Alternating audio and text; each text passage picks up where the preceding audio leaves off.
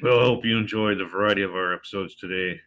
As always, we are individuals when it comes to music taste.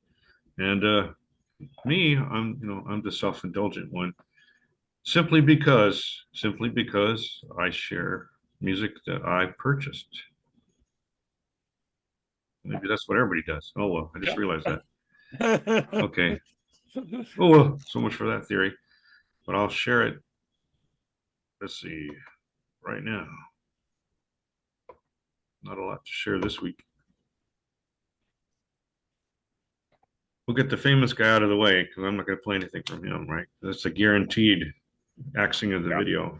Peter Gabriel. Really? It finally came out. And just in case you didn't know, there's two versions of the album. The bright side mix and the dark side mix. Same songs, just a little different. You can see the running times vary slightly for some of the songs. Yeah. And as Peter Gabriel albums go, it's not my favorite. My favorite is Up, and that's not a popular choice amongst fans for Up to be their favorite album. But that was his, in my opinion, his most deep and mature and meaningful album of all of his albums. This one is kind of like the little brother of that album. It's not as edgy, and it has a lot of the same musical elements. There's really not much new here. But that aside, if you're a Peter Gabriel fan like me, you just lap it up. You lap it up because it's totally Peter Gabriel and nobody else. And I still, now that we're living in the age of AI, I still want to see if I can try to cook up a recording of Peter Gabriel singing "Do You Know the Muffin Man?" That's my dream. So I had mentioned that in case anybody has the technology out there to make it reality. Okay. And going back in time, we have Space Opera. Ever heard of Space Opera? Oh. This album came out in 1973. They're a band from Texas. And the thing that pricked my ears right away is that this band sounds a lot like Ambrosia, the earlier progressive Ambrosia that was kind of like, it had elements of psychedelic and country rock and all mixed together there. So right away I was liking it because it's the similarity. But then I realized this album came out a few years before Ambrosia's first album. So who's copying who? And just dipping those titles, let's go to Country Max, since country is a word we've already heard today. Yeah, I have to share sound. Need to ask me why, 'cause I'm high, high, high, high.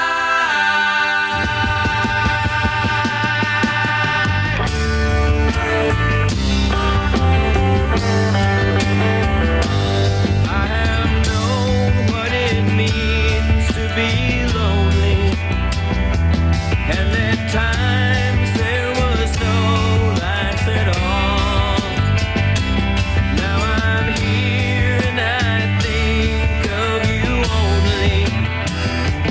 If my friends say I'm stoned, it's because I'm in love, that's no lie. You don't need to ask me why, 'cause I'm high, high, high. You get the idea. Yeah. Kind of Poco sounding. I was thinking the same thing, a combination of Poco and the Beatles right there. Yeah. Nice. I'll be sure to throw that into the description. Thank you very much. Well, that's uncharacteristic of the rest of the album, but it's the most country song, Country Max.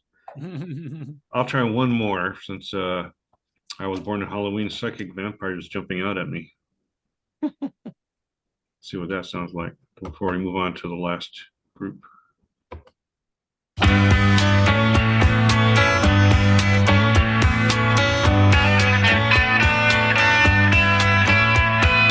Living is easy if you've got the cure.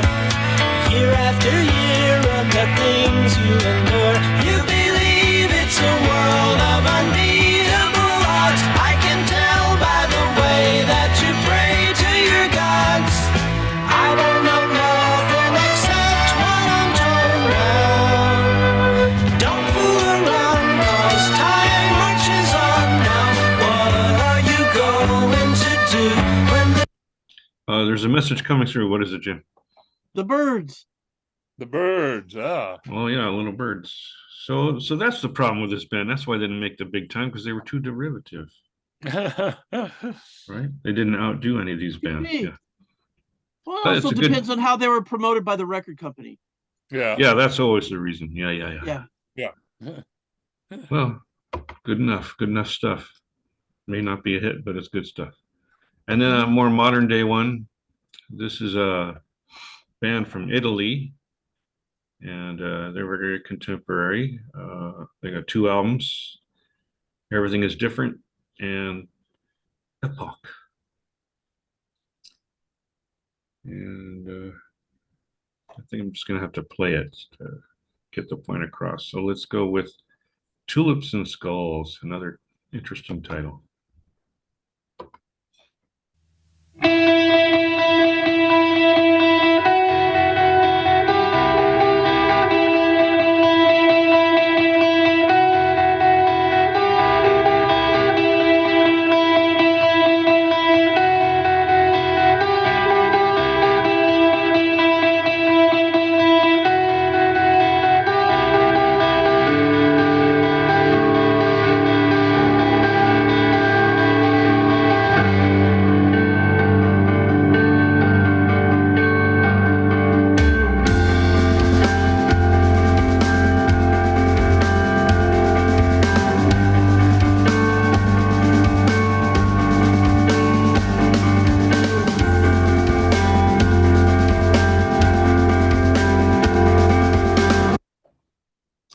Oh, did I forget to mention their instrumental band?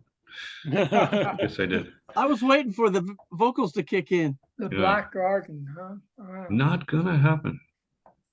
Well, just to be fair, I chose that title. It may not be characteristic of everything. Let's go to the new album, which I think is a little harder edged, as I recall. Oh, hell, there it is. The Soundgarden. Okay, we'll see. We can play the game. Who does this sound like?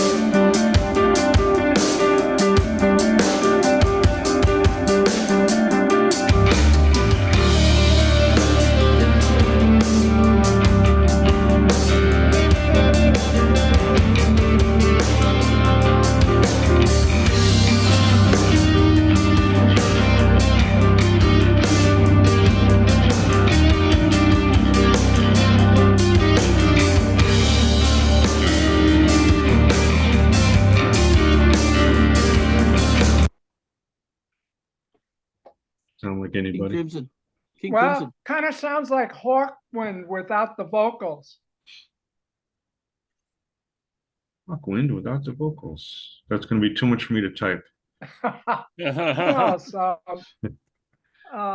That's all right. Lark's tongues at aspic. Lark's tongues at aspic. King Crimson. I The reminded me of obvious that one right is away. Explosions in the Sky. They sound like Explosions in the Sky, which is the original post-rock band.